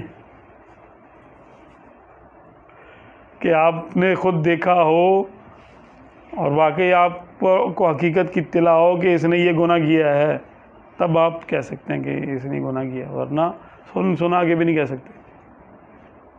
اس کے لیے ثبوت شرعی چاہیے کسی کو گناہ گار ماننے کے لیے، خاص گناہ کا مرتکب قرار دینے کے لیے ثبوت شرعی چاہیے۔ ہاں ہم کہہ سکتے ہیں یا اللہ ہم گناہ گار ہیں تو ہماری مغفرت کر دیں، تو سبھی کو شامل کر لیا۔ ہو سکتا ہے کوئی نہ بھی ہو ان میں سے گناہ گار، لیکن بندہ گناہ کر رہا ہے۔ یہ کا سوال تھا کہ اولاد کے لیے وظیفہ کوئی بتائے، لیکن اس ضمن میں ایک اور کی بھی وضاحت کر دے کہ جب دنیا میں جس کو آنا ہے اس کو آنا ہے، تو پھر ہم کیوں یہ وظیفہ بھی لیتے ہیں، مزارات پہ بھی جاتے ہیں، یہ سب کیوں کرتے ہیں، اور ایک اس کے سے ہٹ کر پھر ایک اولاد کے لیے بھی وظیفہ بھی لیتے ہیں؟ ہاں بالکل، یہ کہ دے بھی دے اور بتا بھی دے۔ بالکل، جس جان نے دنیا میں آنا ہے اس نے آنا ہے، جس کے حصے کا دانہ پانی یہاں پر ہے وہ کوئی اور تو کھائے گا نہیں، وہی آئے گا۔ بھی آ جائے گا۔ کفار کون سا وظیفہ کرتے ہیں بھائی؟ اور ہم سے زیادہ تعداد کفار کی ہے۔ دہری تو خدا کو مانتے بھی نہیں، ان کی بھی دھڑا دھڑ اولادیں ہو رہی ہوتی ان کی، اور ہم جو وظیفہ کر رہے ہوتے ہیں مسلمان، جس کی نئی اولاد ہونی ہوتی اس کو نہیں ہوتی، 20 سال کے وظیفوں سے کچھ نہیں ہوتا۔ دل کے بہلاوے ہیں، یہ دیکھا جائے تو یہ دل کا بہلاوا ہے۔ اچھا ہو جائے تو کہتے ہیں دیکھو وظیفے سے ہو گیا، تو لیکن کیا کہ دعا مانگنے میں بندے کی عاجزی ہے، اور اس کو بندے کو حاجت مند ہے تو اللہ تعالیٰ یہ چاہتا ہے کہ تیرے کو حاجت ہے تو مجھ سے کہہ، ٹھیک ہے، اور یہ اس کی کرم نوازی ہے کہ وہ اسباب کو نتائج کے ساتھ جوڑ دیتا ہے۔ زکریا علیہ السلام بیٹھے ہوئے تھے، آپ کو نہیں، آپ کی ایک عمر جو ہے نا ہو گئی، آپ کو اولاد نہیں ہوتی تھی، ٹھیک ہے، بیٹے کی آپ کو حاجت تھی، یعنی دعا تھی آپ کو میرے لیے مجھے نا بیٹا ہونا چاہیے، تو آپ نے حضرت مریم رضی اللہ تعالی عنہا کو دیکھا کہ وہ دیکھا وجد عندہا رزقا، کہ بے موسم کے پھل ان کے پاس دیکھے، تو آپ نے فرمایا قال انا لکی ھذا، یہ کہاں سے آئے؟ قالت ہوا من عند اللہ، بے موسم کا پھل ہے لیکن اللہ کی طرف سے آیا ہے۔ تو آپ کے دل میں آیا کہ بے موسم کا پھل، اب میں بوڑھا ہو گیا ہوں تو کیا ہوا، اللہ تعالیٰ بے موسم کا پھل مجھے بھی دے دے گا۔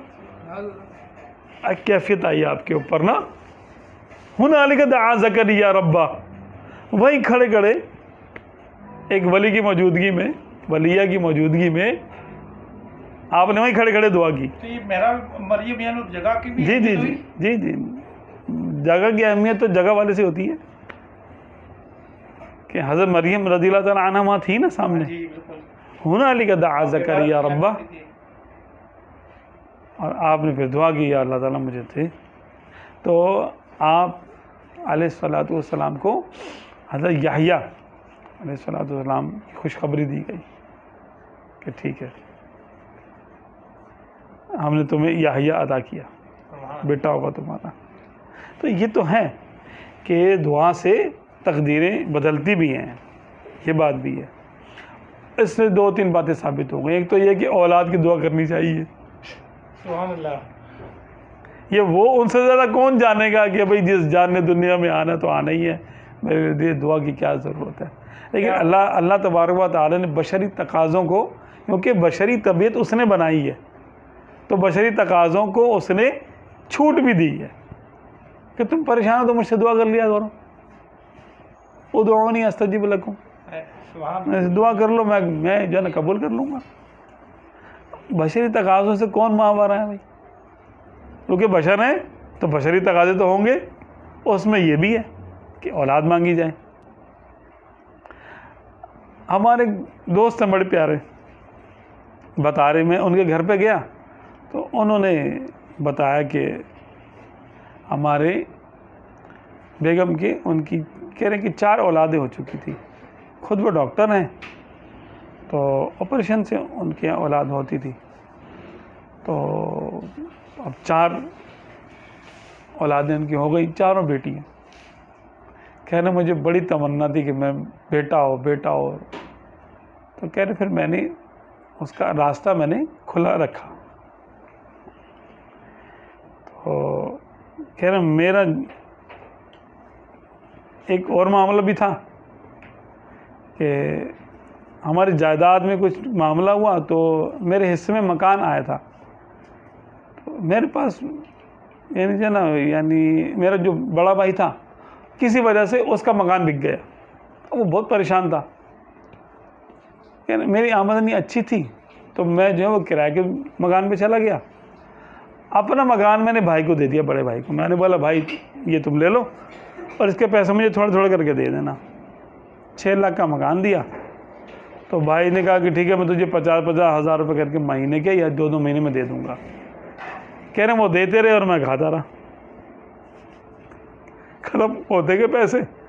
جب انہوں نے آخری 50,000 روپے مجھے دیے میں نے سوچا یار مکان تو میں کھا گیا پورا، میرے پاس تو مکان بھی نہیں ہے. اب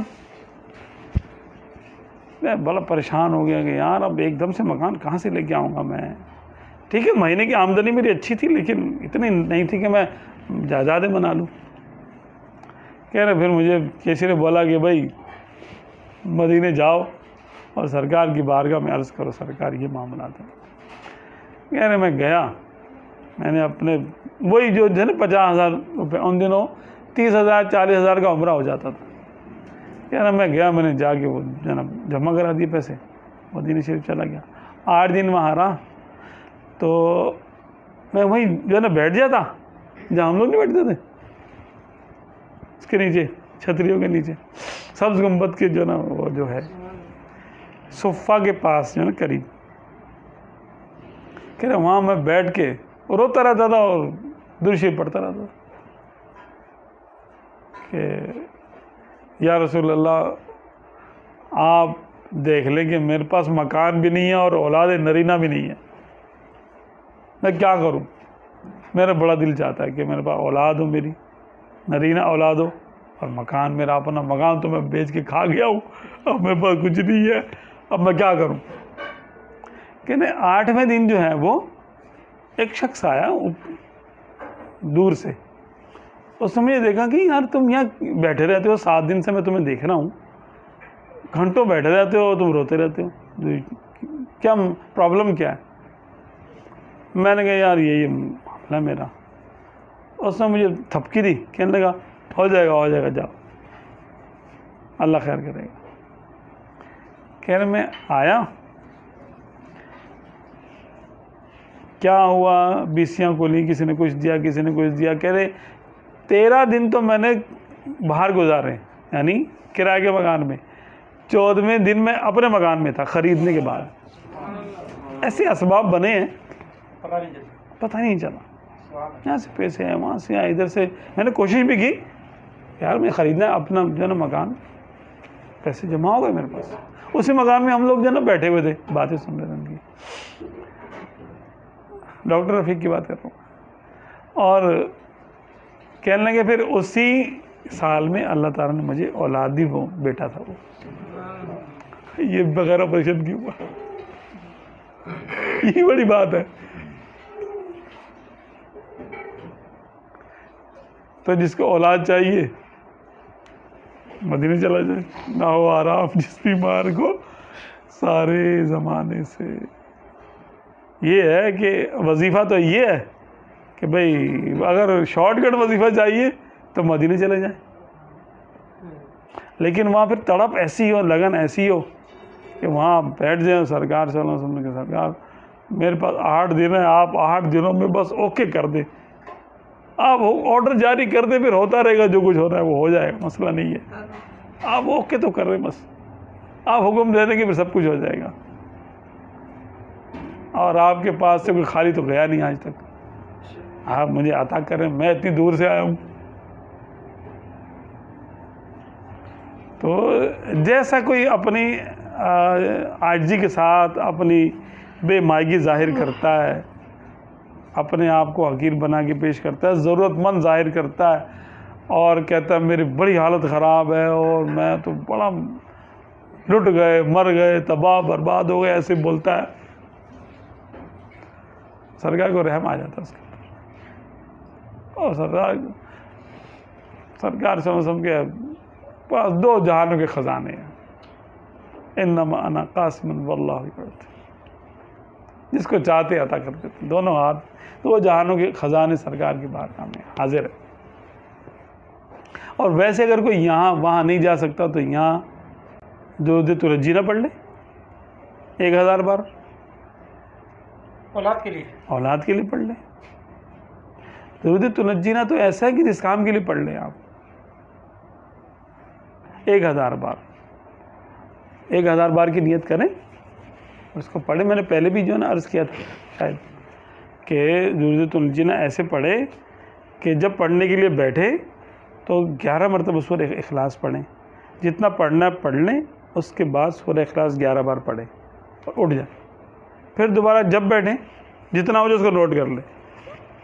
پھر اگلی بار جب بیٹھیں سورہ اخلاص 11 بار پڑھیں, جتنا پڑھنا ہے پڑھ لیں, پھر سورہ اخلاص 11 بار پڑھ کے اٹھ جائیں. یوں ہی کر کے 1000 بار کو پورا کر لیں.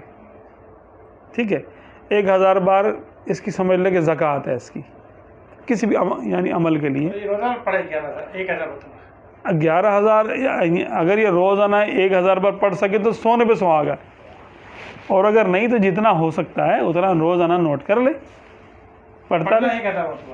1000 بار اس کو جو ہے پڑھنا ہے. اب اس کو اپنی دعا کا یقین ہو جائے گا کہ اپنی دعا قبول ہو گئی ہے. جب یقین ہو جائے تو چھوڑ دے, ورنہ 1000 کے اسپیل کرتا رہے. 1000 بار پڑھ لیا, اب اپنے قلب پر غور کرے کہ ہاں دل کیا کہہ رہا ہے. اگر دل مطمئن نہ ہو تو 1000 بار اور پڑھ لے ایسے ہی. سبحان اللہ. تو یا تو اس کی دعا قبول ہو جائے گی یا نعم البدل اس کو مل جائے گا یا اشارہ مل جائے گا اس کو. کچھ نہ کچھ ہوگا, یہ رائے گا نہیں جاتا, یہ والا وظیفہ کبھی بھی رائے گا نہیں جاتا. سبحان اللہ. یہ آپ مرتے ہوئے آدمی کے لیے پڑھ لیں, اگر اس کے لیے زندگی بہتر ہوگی تو زندہ ہو جائے گا, اٹھ جائے گا, وہ صحت ہو جائے گی اس کو. ورنہ پھر آرام کے ساتھ وہ اپنے معاملات کرتا ہوا آخرت کی طرف منتقل ہو جائے گا. بعض اوقات یہ بھی بہتر ہوتا ہے کہ بندہ آگے ہی چلا جائے. اب ایک صاحب کے لیے, ایک ہمارے رشتہ دار ہیں, ان کے لیے دعا جو ہے کروائی. ان کے یعنی جو ہے گھر والوں نے کہا کہ دیکھو 90 سال کی ان کی عمر ہے, شوگر بھی ہے, بلڈ پریشر بھی ہے, ان کے فالج بھی ہوا ہوا ہے, ہڈیاں بھی ٹوٹی ہوئی ہیں, آئی سی یو میں, آپ ان کے لیے دعا کریں. میں نے کہا ہاں. اب اگر یہ صحت مند بھی ہوتے ہیں 90 سال کے بعد, ان کا کون سا کام باقی رہ گیا دنیا میں, دنیا قبول کرے گی ان کو. کہہ رہا پھر آگے کے لیے دعا کر دو. میں نے کہا آگے کی دعا کرو, وہ زیادہ اچھا ہے. ان کے لیے آخرت اس دنیا سے بہتر ہے کہ یہاں یہ بیچاری محتاج ہی ہیں. اب دنیا کو ان کی حاجت تو رہ نہیں گئی, نہ دنیا ان کے کسی کام کی ہے. آگے کے لیے کر لیں دعا. ایسا بھی ہوتا ہے جو بہتر ہوتا ہے پھر وہ ہو جاتا ہے. تو آپ درود تنجینا کو اپنی عادت بنائیں, بہت بہترین ہے.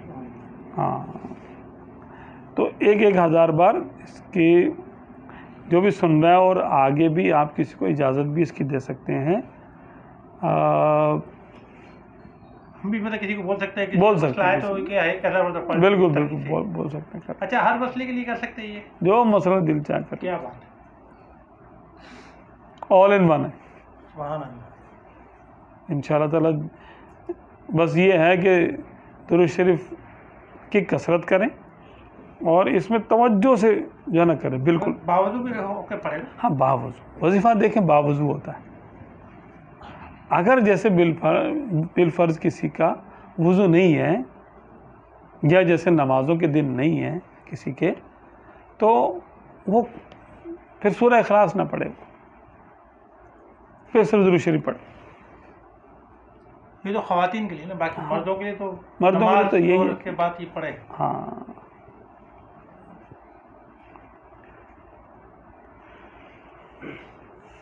جیسے اگر کسی مرید کو شیخ سے بار بار حاجت ہوتی ہے دعا کے لیے یا کام کے حوالے سے, تو اب وہ کیا کہ بار بار آئے گا, یا وہ ایک ہی بار عرض کرے کسی کام کے حوالے سے, اور شیخ کو ظاہر سے تکلیف ہوتی ہوگی, بار بار کوئی بندہ پہنچ جاتا ہوگا, کیا کرے یہ بار بار جائے؟ دیکھیں یعنی یہ تو عرف پر ہے اور مزاج پر ہے کسی کے. اچھا, کہ اگر آپ سمجھتے ہیں, یعنی وہ مرید سمجھتا ہے کہ بھئی بار خاطر نہیں ہوگا, تو وہ بار ایک سے زائد بار بھی کہہ سکتا ہے. ویسے تو ایک بار کہنا کافی ہوتا ہے. اچھا, ہاں ایک بار بول دے, یا 2 بار بھی کافی, چلو 2 بار تکرار ہو گئی چلو, اور 3 بار میں تو پھر جو ہے نا وہ کثرت ہی ہو گئی, سمجھ لیں سوال کی کثرت ہو گئی. اس سے زیادہ بولنا بار بار کسی مسئلے میں مناسب نہیں ہے, اچھا. مناسب نہیں ہے. اگر وہ ایک بار کی دعا ہوئی ہے تو وہ اپنے وقت پہ آپ کا کام ہو جائے گا, یہ کنفرم ہے. اچھے طریقے سے ہونے والا ہوگا, بھلے دیر سے ہو جائے,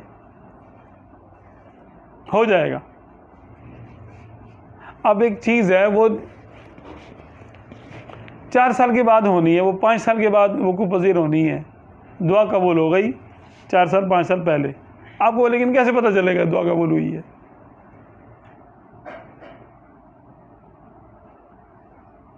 نہیں پتہ چلے گا نا.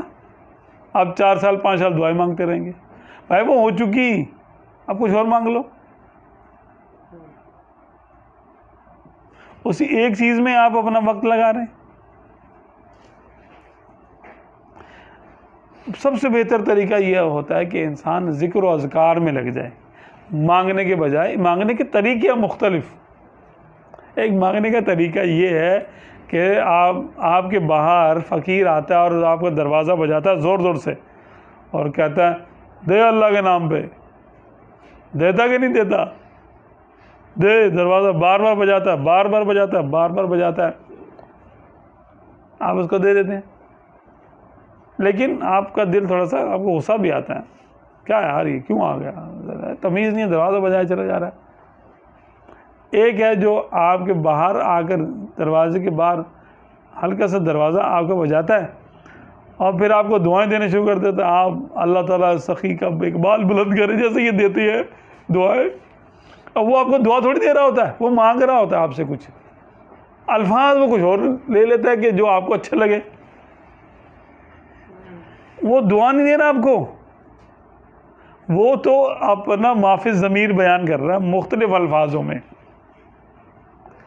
کہ آپ سمجھو میں کیا چاہتا ہوں. ہمیں دیکھے گا کوئی تو بولے گا اللہ حج کرائے, ہاں نوجوانوں کو دیکھے گا تو بولا اچھا اللہ تعالیٰ تمہاری پسند کی شادی کرا دے. ٹھیک ہے, کوئی جا رہے ہوگے تو بولے گا اللہ جوڑیے سلامت رکھے. ان کو پتہ ہے کہ وہ بڑے نفسیات دان ہوتے ہیں, یہ فقیر جو تو یہ پیشہ ور ہوتے ہیں نا, ان کو معلوم ہے کہ کس ATM میں یعنی کیا کس مشین میں کون سا کارڈ ڈالیں گے تو پیسے باہر آئیں گے. معلوم ہوتا ہے ان کو کس کو کیا دعا دینی ہے. मौलवी साहब को तो मदीने भेज दो, इनको तो और कोई मसला नहीं होगा, ठीक है। बाकियों को किसी का कारोबार कर दो, किसी को कुछ, किसी को कुछ। तो वो हमें दुआ नहीं दे रहा हरगिज़, ना उसकी दुआ की कोई अहमियत है, लेकिन हमारा दिल उसने मोह लिया ये कह करके, हमारी पसंद की दुआ कर ली ना उसने। ऐसे ही मामला होता है कि बंदा अल्लाह तबारक व तआला के हबीब सल्लल्लाहु अलैहि वसल्लम पर दुरूद शरीफ जो ना भेजना शुरू कर दे। अब उसके दिल में क्या है ये तो रब जानता ही है कि इसके दिल में क्या है। तिलावत कुरान शुरू कर दे, नवाफिल पढ़ना शुरू कर दे, अपनी कज़ा नमाज़ें सबसे पहले तो पूरी करे, कज़ा अपने रोज़े रख ले। तो क्या वो दिलों के हाल नहीं जानता? जानता है। तो वो खुश होकर आपको सवाल किए बगैर ही अता कर देगा। ये भी सवाल की किस्म है, इसको कहते हैं हुस्न तलब। इसको क्या कहते हैं? हुस्न तलब, कि मांगने का सलीका। मांगने का सलीका ये है, आप किसी बड़े आदमी से तोहफा चाहते हैं तो आप उसको अपना छोटा सा तोहफा दे दें कोई, अब वो भी अपना तोहफा देगा लेकिन वो बड़ा तोहफा होगा ना। ये हुस्न तलब है। तो अल्लाह तबारक व तआला को हम क्या तोहफा दे सकते हैं, लेकिन उसके हबीब सल्लल्लाहु अलैहि वसल्लम पर दुरूद शरीफ पढ़ लें तो अल्लाह ताला खुश हो जाता है कि मेरे नबी पर दुरूद शरीफ पढ़ रहा है, तो वो अपने फजल से फिर नमाज देता है। ज़िक्र और अज़कार कर ले। ये उन लोगों के लिए जो दुआओं से अपने मसले हल कराना चाहते हैं, जिनको मसले नहीं हल कराने बल्कि वो कुछ और चाहते हैं।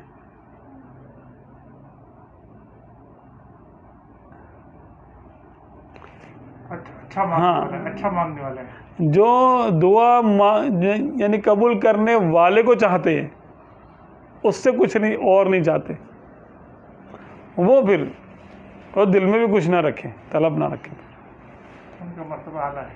हाँ, उनका मामला और है। या सही कि मुरीद जो है उसकी अपने शेख से मोहब्बत मज़ीद पैदा हो बहुत ज़्यादा, उसके लिए क्या करे, या अपने शेख से मुतल्लिक उसको बदगुमानी ना आए तो क्या करे इसके लिए? दोनों बता। एक तो ये कि ये दुआ मांगा करें, वो है ना, अल्लाहुम्मा इग़फ़िर लना व लिइख़वानिना अल्लज़ीना सबक़ूना बिल ईमान, या अल्लाह हमें बख्श दे और उन लोगों को बख्श दे जो हमसे पहले ईमान के साथ गुज़र चुके हैं। वला तजअल फ़ी क़ुलूबिना ग़िल्लन लिल्लज़ीना आमनू, और मोमिनों के बारे में हमारे दिल में कीना पैदा ना हो। ये दुआ है, कुरानी दुआ है। ये जमी है ना, यहाँ तो मखसूस नहीं, ये भी अपने पीर के लिए भी ये दुआ मांगे। अच्छा, हाँ, यही दुआ मांगे कि अल्लाह मोमिनों से मुराद वो ख़ास ले ले कि किसी भी मोमिन का दिल में कीना नहीं होना चाहिए, चाहे वो आप पर जुल्म नहीं कर रहा हो, उसका कीना दिल में नहीं होना चाहिए, क्योंकि उसके कलमे का एतबार है, कलमे का हक़ है कि हम जो है उसके कलमे का एतबार करें और उसके एहतराम में दिल से कीना दूर कर लें, ठीक है। और ख़ास तौर पे अपने शेख के लिए, अपने कोई भी उस्ताद के लिए, चाहे वो आपका प्राइमरी टीचर ही है, उसके बारे में दिल में कीना नहीं लाए। और मोहब्बत की ज़्यादती के लिए ये कि उसके लिए दुआ करें। अच्छा, क्या दुआ करें? कि जो अपने लिए करते हैं उसके लिए भी कर दें, या अल्लाह उसको बुलंद मकाम दे दे। मैं तो ये कहता हूँ, या अल्लाह ताला उनको उनकी तलब से ज़्यादा अता कर, जो वो तुझसे तलब करते हैं उनको उनकी तलब से भी बहुत ज़्यादा अता कर, जो उनको खुश कर दे वो अता कर, ताकि उनको ये पता चलेगा हाँ भाई मेरी खुशी में ये खुश है। सही हो गया। अब हमें क्या मालूम कि उनकी खुशी किस बात में है। और रूहानी तौर पर उसको खुद ही मोहब्बत पैदा हो जाएगी। बिल्कुल बिल्कुल। पीर की दुआ करेगा तो पहले पीर को पता हो या नहीं हो ना, ये कौन दुआ मांग रहा है, ये पता होता हो पीर को। कभी होता भी है, कभी नहीं भी होता। اب پیر کی بھی تو اپنے درجے ہیں نا. اچھا. ہر پیر اپنے مرید کے دلوں کے احوال پہ واقف نہیں ہوتا. جو اکابر اولیاء اللہ ہوتے ہیں وہ ہوتے ہیں, لیکن عام آدمی تو نہیں ہوتا ایسے, عام شیوخ نہیں ہوتے ایسے. لیکن ہم اپنے شیخ کو یہ سمجھیں گے کہ بھی اس کو تو پتہ ہوگا, ٹھیک ہے, جیسے آپ کریں گے ایسا پائیں گے. ویسا پائیں گے, سبحان اللہ. ایسے ہی.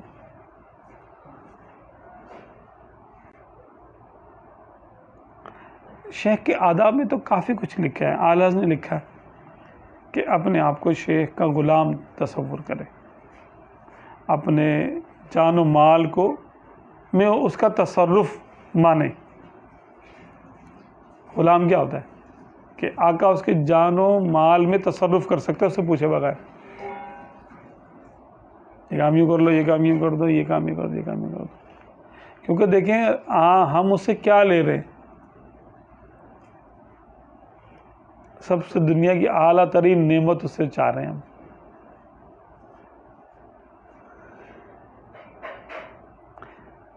مجھے بڑا یعنی عبرت ہوئی مجھے. میں نے ایک جگہ میں نے کہانی پڑھی, ایک گنڈا پکڑا گیا, وہ کسی ڈان کے ماتحت تھا.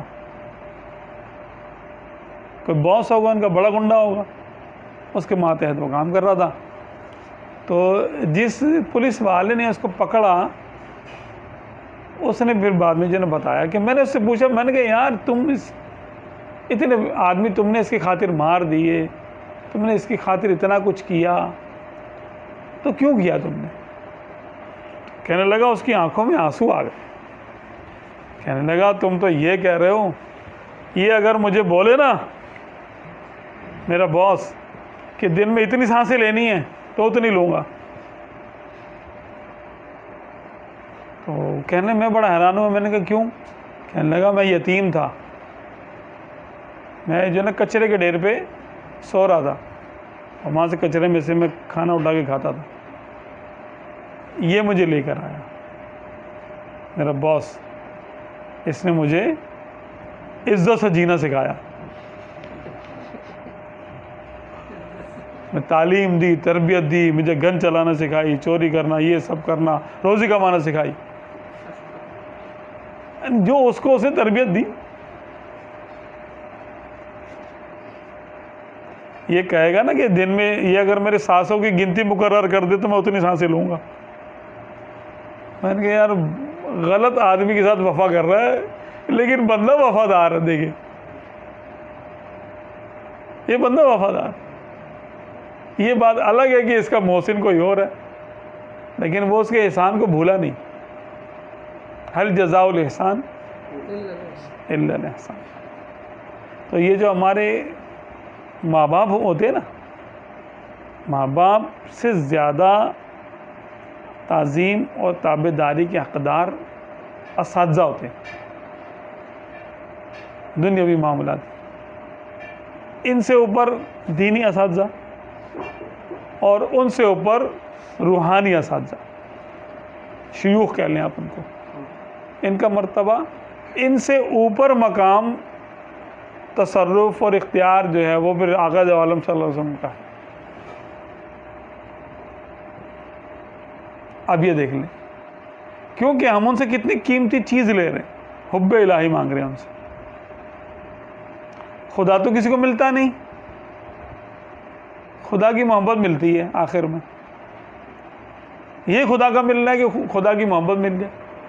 آپ صلی اللہ علیہ وسلم کسی کو ملتے نہیں, ان کی محبت ملتی ہے. بھائی یہ جسمانی رابطہ تو ہے نہیں نا. اللہ رسول کا ملنا کیا ہے کہ ان کی محبت مل جائے, ہر وقت دل میں ان کی یاد رہے, دل میں ان کے لیے جذبات رہیں بالکل وفاداری کے, جان نثاری کے. اور اسی میں کیف ہے, اسی میں مدہوشی ہے. اسی میں زندگی اور موت کا مزہ ہے، اسی چیز میں. یہ کسی سے کو اگر مل جائے تو اس کی زندگی کا مقصد پورا ہو گیا. تو جس شخص کی دعاؤں سے ہمیں زندگی کا مقصد حاصل ہو رہا ہے اس کی کیا اہمیت ہونی چاہیے ہمارے دل میں. بس وہی اہمیت. سبحان اللہ. اللہ تعالیٰ ہمیں قدر کرنے کی توفیق عطا فرمائے. آمین. اچھا ایک ہے کہ اگر کوئی کرنا چاہے، بہت آسان سا وظیفہ اولاد کے لیے، وہ یہ ہے یا وارث یا اللہ، ہر نماز کے بعد 100 بار پڑھ لے. یا وارث یا اللہ، یا وارث یا اللہ، اول اور آخر درود شریف پڑھ لے، انشاءاللہ تعالیٰ اللہ تعالیٰ اس کو وارث عطا کرے گا.